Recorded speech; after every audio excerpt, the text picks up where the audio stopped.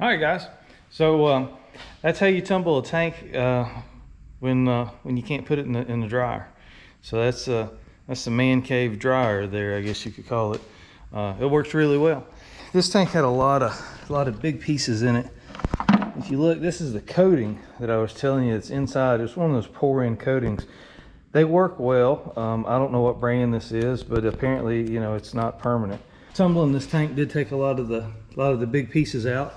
So now we're going to follow that up with step 2.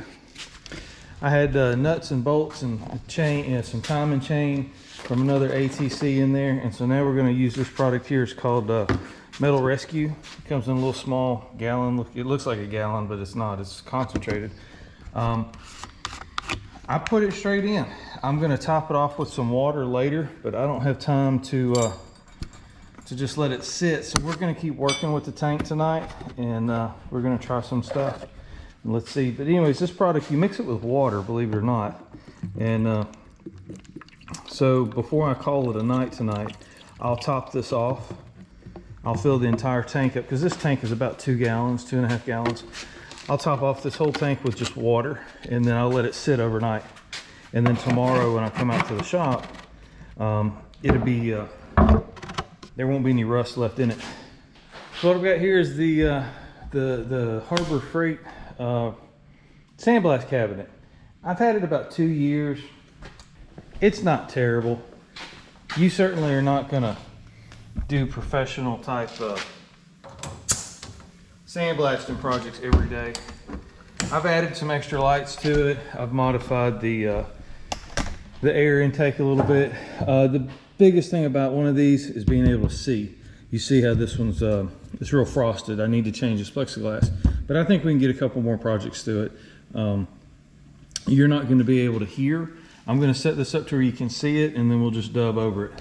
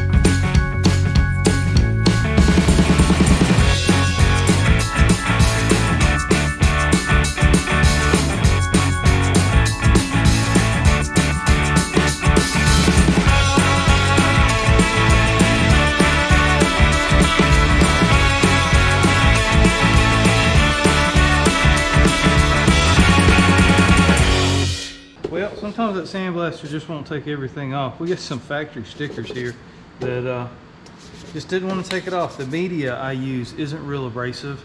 It doesn't cause a lot of heat or distortion in the metal, so you can use it on just about anything. I mean, I've even put some like brass and maybe even some really heavy plastic in there just to give it a light texture before painting it. So it's another way to use a sandblast cabinet. You can turn your pressure down, change what kind of media you're using. So we're going to resort to a little stronger tack. Now, in no way is this going to be some top quality show car paint job we're putting on here, but I do want it to be nice a little bit. So what we've got here is some aircraft stripper. I don't know if y'all have ever used it before. It is some nasty stuff. I'm going to let it soak on here a few minutes. And it's kind of a gel. this is, and you can run it around with a paintbrush or your fingers or whatever. Just wear gloves. I'm not a big glove guy, but this stuff's pretty nasty, so I'd recommend wearing a glove when you're messing with it, and it stinks too, so that's always good. So I'm just going to put it on these factory decals. I'm going to let it kind of soak in a little bit, and then I'm going to come back, and if I have to, you know, I'll hit it with a DA or something to get these off. I don't want to paint over these stickers. Those hard lines like that, you'll see those through paint. Don't kid yourself and paint over the stickers. If you want something nice, take the time and clean it up better.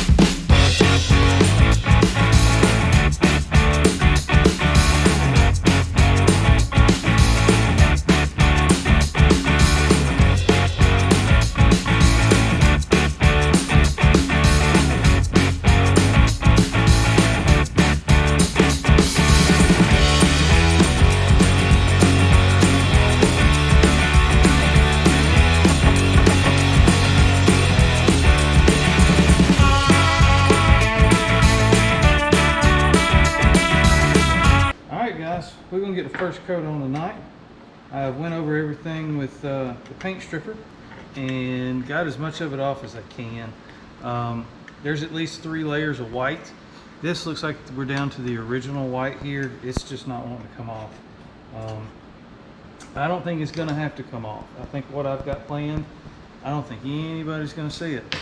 So if anybody's guessing, it's going black. But I'm going to encourage you to stay tuned at least to the end of the video and see how it turns out.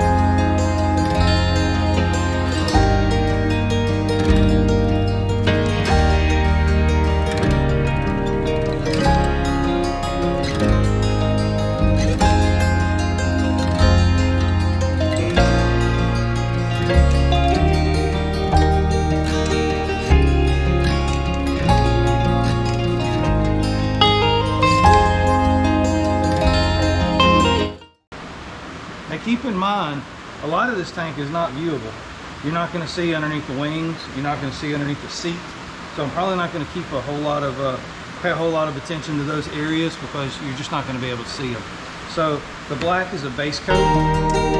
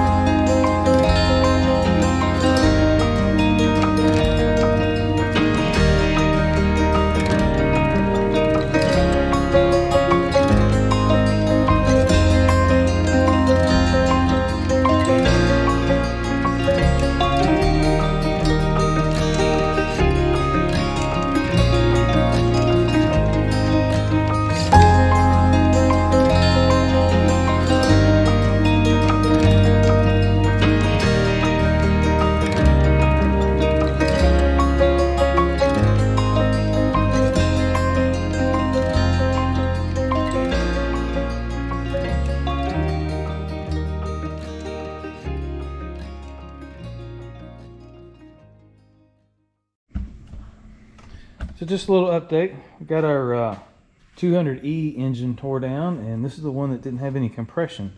Remember, we had about 35 psi compression. I believe we found the problem, and the problems is there's no rings left on that piston. If you look really, really close, the ring, both of them should actually be sticking out a little bit past the side of the piston, and it is completely flush. So either those rings have collapsed, or they are just that wore out. Now the cylinder actually looks pretty good. I'm amazed at how well it looks.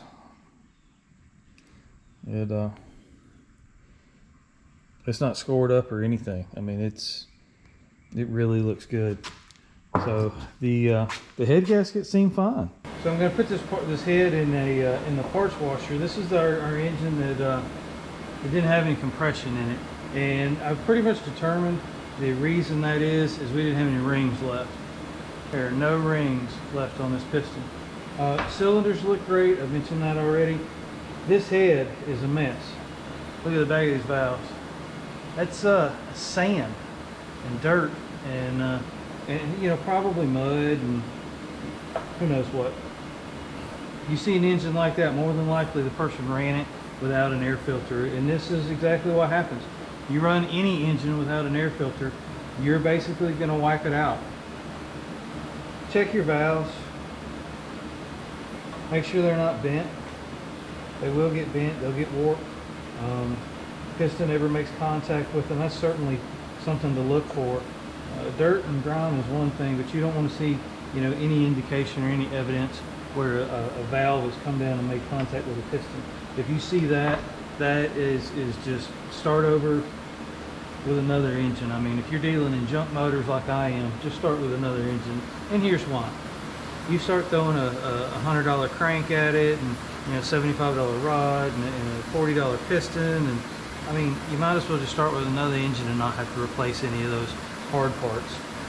You'll just be money ahead. But I'm going to try something new. I've got the parts washer warming up. I'm going to clean these like I always do. I clean my valves with a wire wheel on a bench grinder. I'll show you that. You're probably not going to hear me really well, so I'll just talk real quick.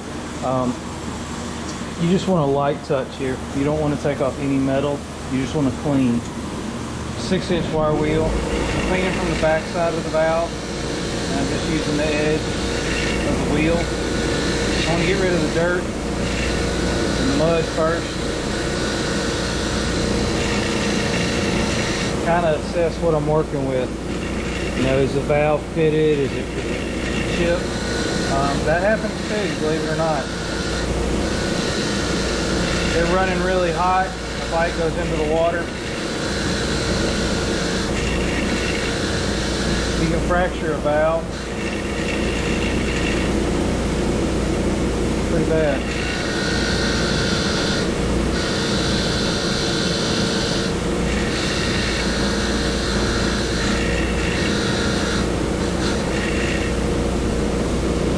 That water sits on that valve for a long time.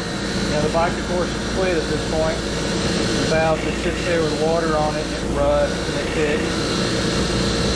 And then they never going to seal up in.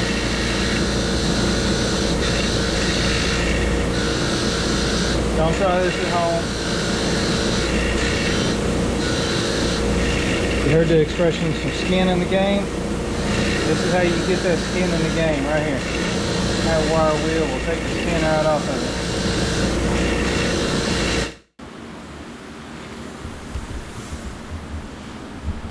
So here's our valves, just out of the, you know, with working with the wire wheel. You see how smooth this valve is here on the top here, and how rough this one is? That's all pitting. Now, that's really not a big deal with what we're dealing with. The area of concern is this outer edge. When you hear somebody say, well, I got a valve job, I got a 3-angle valve job. Well, that means they machine this valve down, and they put 3 different angles on it that match the head. And you see right here on the very edge of this one, see how it's rusted out right there on the edge? All right, there's no way that's going to seal like that. So we've got a couple options. I can grab another valve out of another head. You could try to lap this, but I can tell you that Yeah, you could probably get it to work, but to go this far, and you know, I want to build a nice bike, there's no point in putting that valve back in there and you know, have our compression, get it all done and painted and put in the bike, and then the compression come up to, you know, 80. It's just not worth the effort. So I made one of those managerial decisions. I've got an old 200X motor sitting here, and I'm not going to use it, not as it is anyway. So that said, I think what I'm going to try to do, and I've never done this before, somebody's yelling at their computer right now. Don't do that, don't do that. Well, I'm going to do it. So here's the plan. I'm going to take the head and the cam off of this 200X engine. I'm going to check it out. If it looks good, we're going to use it on top of that 200E engine.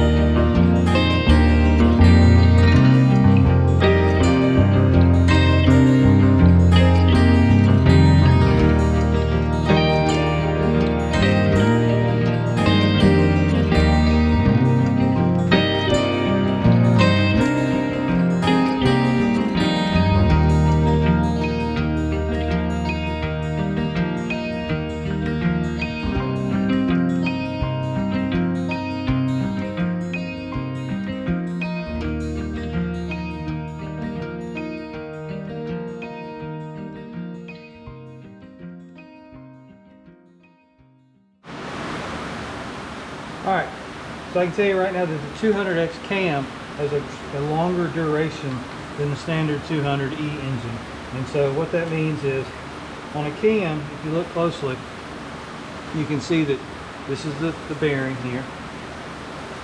It's got two lobes. You have an intake and an exhaust lobe on this cam. And you see that they're oblong shaped, they're not round. And so I'm going to put this down so you can see what I'm talking about. So if this is looking at your cam, it looks like a teardrop. Alright? But the lift is the distance between probably center line of the crank or the cam to the top of the lobe. That's lift. Alright? Your other option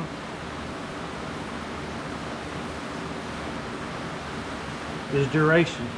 And what duration is, it's measured in the width or how long the valve is up or open. In this situation here, as this is turning, as the lifter comes around, it's coming around, it gets right here. That valve is really only open max from these 2 points, if that makes any sense. Where here, this lifter is more, it's wider, so the duration, the valve opens sooner, it's still open, and now it shuts. And so this is the duration between opening and shutting. Where this one, the duration window is much shorter. You see the difference? That's duration here. Where this cam has more lift, this cam has more duration. And somewhere between the two is what you know is ideal. And so here's the difference. The more lift you have, the deeper or the further out that valve is going to travel out of the seat. Okay? The longer the duration is how long that valve stays out there. So on this cam, you could say that that valve comes out really far and goes right back in really quick. Where on this cam, the valve comes out for a little bit, not as far, it stays out longer and then goes back in. Both will push in a lot of air and let a lot of air escape. Finding the happy medium between the two, and that's what people that actually grind cams, that's what they do. They sit there and they run computer models and they try to figure out the maximum amount of lift and the maximum duration to get the maximum amount of air in and out of an engine. And as we know, an engine is just a big glorified air pump.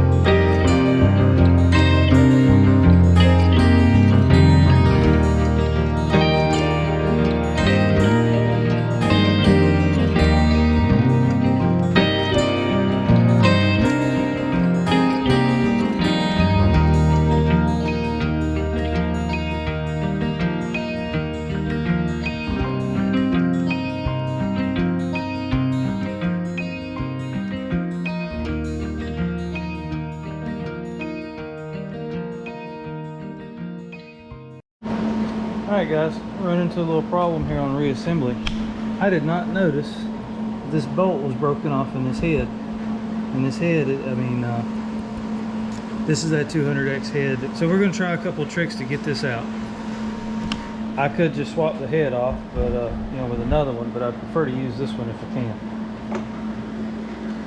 So let's see if I can pull a rabbit out of my hat. So if this was a stud sticking out, I would just weld a bolt to it like that. I just put a bolt next to it and then weld around it. But because it's flush with the head, I really can't get to it. So we're going to try another trick where we use a bolt. We want to get the bolt position flat against the head right there. And since that's aluminum, welding won't stick to it, which is good for us in this case.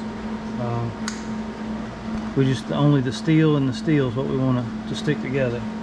So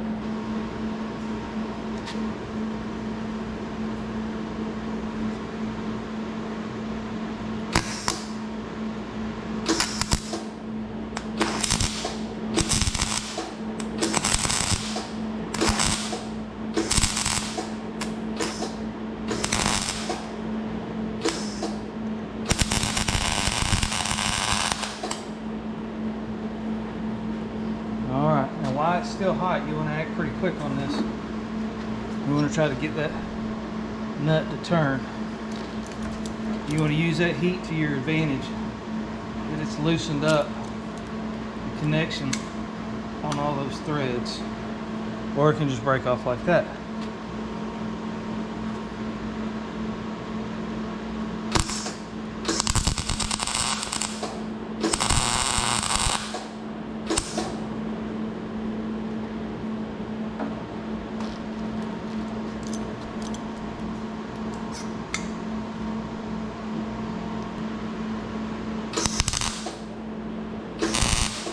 What I'm doing is basically I'm just building a stud. I'm just going to keep laying weld on top of each other until I get far enough out of the way that a nut will slide on it, and then we'll weld it all up again.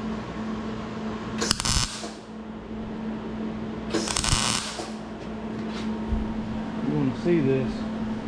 Basically I'm just letting it cool up with the welder, and then I'm going to stop and let it cool.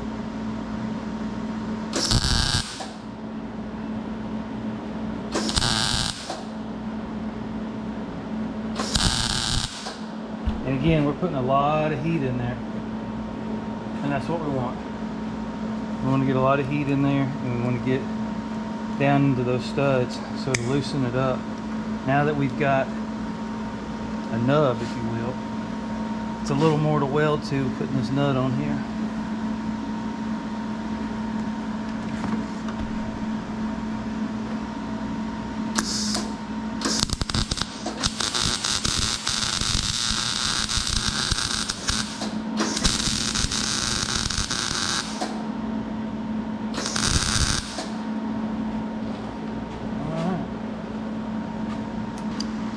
So using a ratchet versus a wrench, you can get kind of a more even pull and smooth.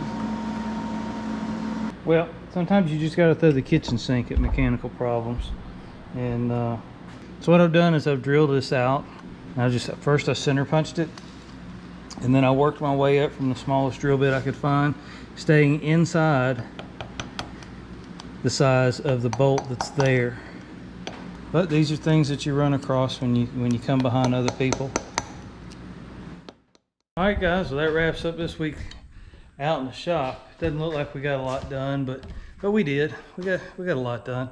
You know, a few hours a night adds up. Got our engine put back together. Looks like we did run into a little broken bolt there inside the head. I'm going to end up having to go and get a tap set. I've tried to weld to it, and I've drilled it out just about to where the threads are starting to show. So now I want to go after it with an extractor and a tap. I don't want to mess that up. But it's ready. It's ready to go back in the engine. We've clearanced the frame on our 200X. It's not much. If you look at the passenger side, you see how much this swept is cut out around. Now this is, I haven't ground this down or trimmed it at all. This is the actual, that's the way it's made on that side.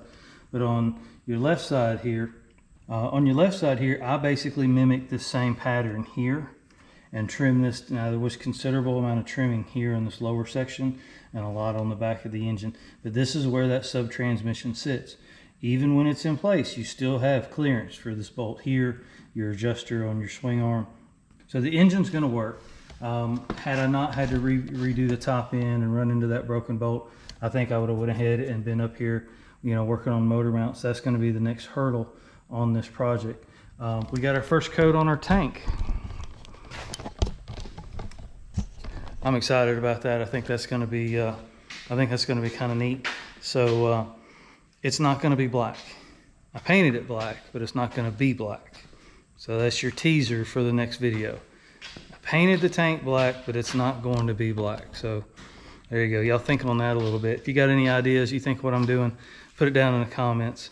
As always, thank you for watching. I appreciate it. I'm having a ball out here, and I hope you are too. It's a bad day at the shop beats a good day at work any day of the week. So with that said, thank you again. As always, like, share, and subscribe. Comment below. I appreciate it. Y'all take care. Let's save them all.